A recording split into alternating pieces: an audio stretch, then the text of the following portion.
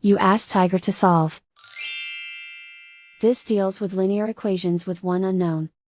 The final result is u=3.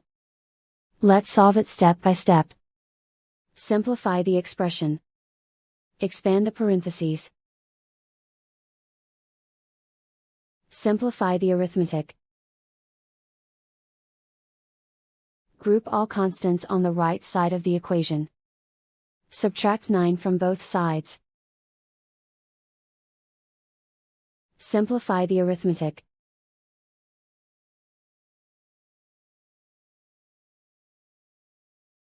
Isolate the u. Divide both sides by 3.